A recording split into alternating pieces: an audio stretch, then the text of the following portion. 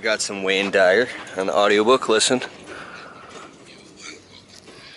And then to bring this point home to you, Saint Germain offers you these encouraging words regarding your own ability to have the I Am commanding presence work for your perfect health. Yeah.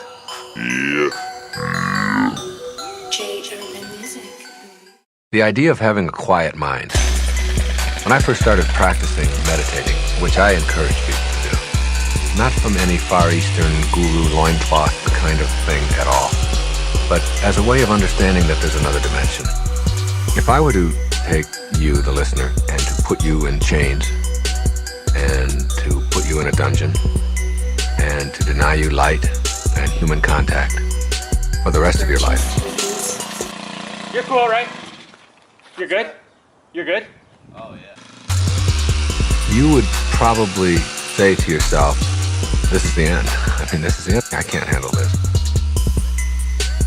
There are some people, believe it or not, among us, who, if you were to do that very same thing, would say, this is a beginning. There's a whole world there. If any of us were forced to learn how to go into that world, we would discover many, many, many things about ourselves. And I'm talking about the world of the mind. It's not an accident that all of the great spiritual masters have encouraged a kind of meditation of one kind or another, and that most advanced people, most awakened people, practice it on a regular basis. It's not an accident. It's not an accident. It's not an accident. See, when you're trimming arborvitaes, you're only ever taking a nickel off. You don't want to go too deep on the shrub. And the blade should always be in contact with the shrub, because only about this much of the blade is touching the shrub at all times. So you get everything at once. See? You begin to discover how slimy your mind is. The thoughts that you have all the time, and how much disasterizing we do with our minds, and how much stuff that we occupy our minds with that is so unnecessary and so silly, so foolish, so destructive, that quieting our mind and meditating really go hand in hand. Hand in hand, hand in hand. Now, meditating doesn't require a lot of training. It doesn't require somebody teaching you exactly how to do it or whatever, because that defeats the purpose of meditating. When you meditate, you really want to go in there and quiet your mind. And what you want to be able to do in your life is to have an open, but not a rampage going on inside of your mind, not 1,000 thoughts barraging it. And these thoughts that you have, these are yours. These are your creation. I used to tell people as a therapist, if you don't believe that you're in control of your thoughts, then I want you to tell me who is.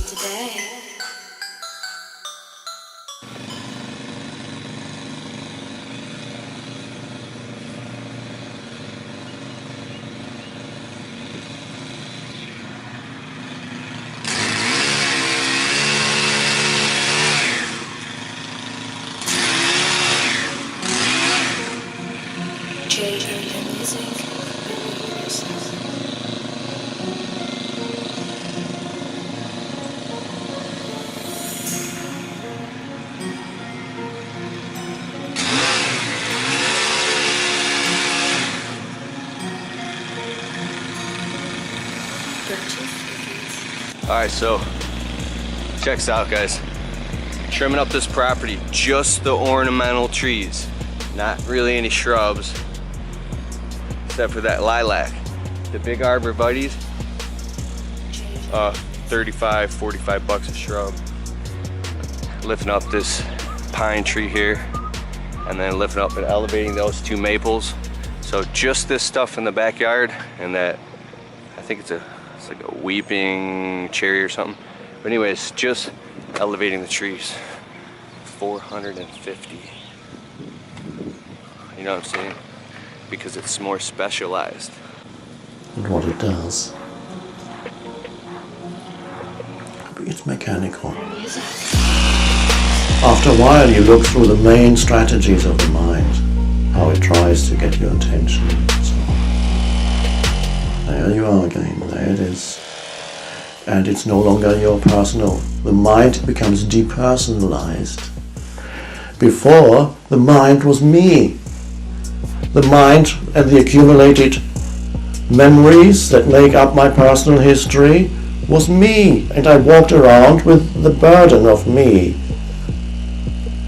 with my unfulfilled history, unfulfilled and unfulfilling, not enough. And whatever strange thoughts were associated with that, life passed me by, life passed me by, Life passed me by. Unfair, it treated me unfairly. I missed it.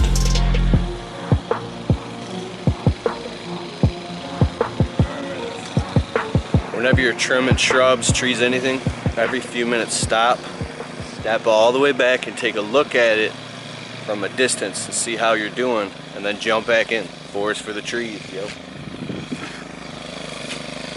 Look at that.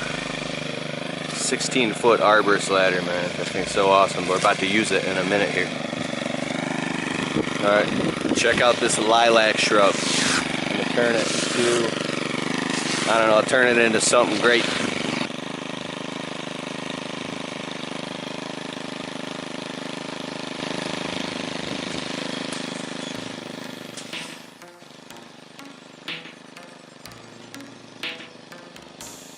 So what you want to do is get to that pure thought state. I close my eyes. I only have to do this for 10 or 15 minutes, and it's the equivalent of getting 8 hours of sleep, literally. And it's the most exhilarating, energy-producing, feeling like I can conquer anything, knowing that I can't be defeated attitude that just comes from peacefully quieting my mind. If I'm giving a speech and I give a break, oftentimes I will just go back into a room and re-energize myself. And it's literally like getting a full night's sleep, only I'm more energized, because oftentimes you're groggy after sleeping for so long. And it's really just closing my eyes and creating like a pastel field. And my mind can create any color that I want, which is just so astounding. You think you need your eyes to create it, and you don't at all. And I create that field in my mind. I put a barrier around that field, and I won't let anything into it. And any thought that tries to penetrate that barrier,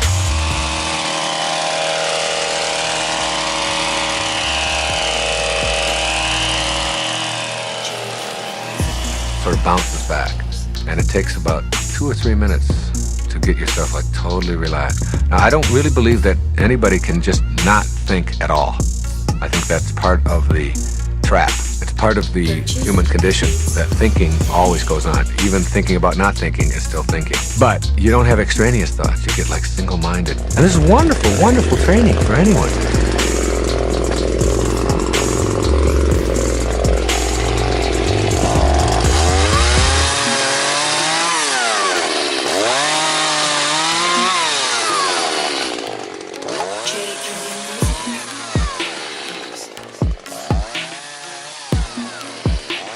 So it's like as you do that and you just won't let a thought in, and you won't let a thought in, and you won't let a thought in, you become very, very, very relaxed. And then you can create whatever you want. I create a light. It's like a white light, a spotlight way off in the distance in my mind. And I approach it.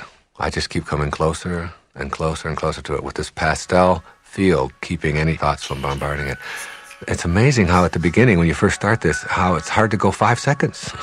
5 seconds without having some kind of thought impinging. Boom, all of a sudden you catch yourself doing that. Then you get to 10 seconds, you get to 30 seconds, and before long, you can do a couple of minutes.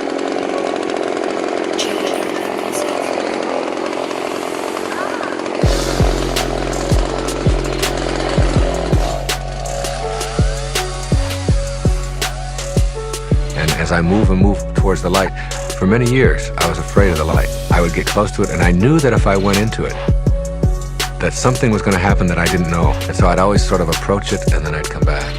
And then I allowed myself just to go through it. I just surrendered to it. I can handle it. I created miracles in that space for myself. And in the world that I came back to when I left meditation as well. I do that on a regular basis. The result, the peacefulness, the harmony, the serenity, the energy that you begin to get when you just take a few minutes a day, 10 or 15 minutes a day, put yourself into a sensory deprivation kind of atmosphere, a tub of water, under a tree in a meadow, and just go into your mind and begin to see the world. And you begin to see, as I said, how slimy your mind is. how much stuff you are constantly using that you don't need to. How many bad and negative and worrying and hurtful thoughts that keep impinging on it. Keep trying to break that field. You let them bounce off. You let them bounce off. You let them bounce off. And before long, it's like you're only letting harmony in. Here's what I believe any one of us can do. Any one of us can only let harmony in. Can only let harmony in. Can only let harmony in. Everything you love, you lose when you lose the love. Hear that? So, Keith here is shooting. They don't want to see me, they want to see what's happening. Okay. What does that do inside you? It frees you from the form that this moment takes. If you react to the form that this moment takes, another form is created in you as a thought or an emotion that strengthens your being lost in form. And that's why the ego likes to react, because the ego is the form me. If you do not react, respond is a different matter to whatever is needed in this moment. But your habitual state becomes allowing whatever form this moment takes to be. Then, if action is needed, it comes out of that state of intelligence, which is allowing the now to be, allowing life to be, becoming one with life, which is now, can only be now, one with life. 2 out of 3 extensions on the arborist ladder.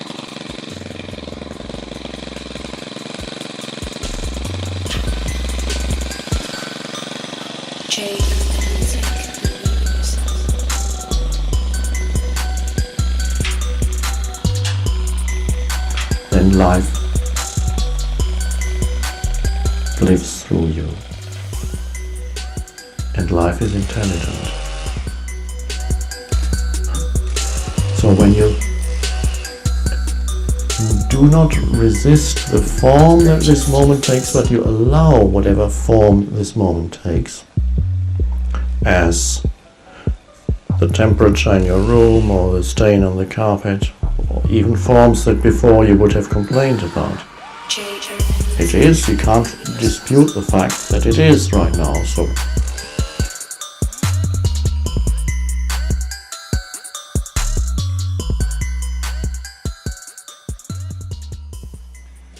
That's so unbelievably heavy and takes so much physical body strength you can't even imagine, and so much balance that I only did a little bit there.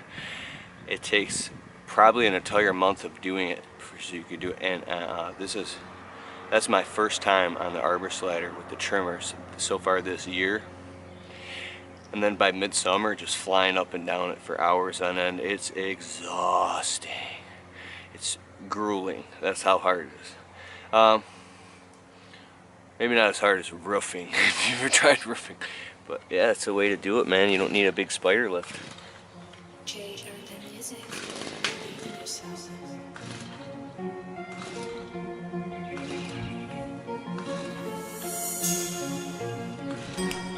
in the most powerful spiritual practice is that allowing,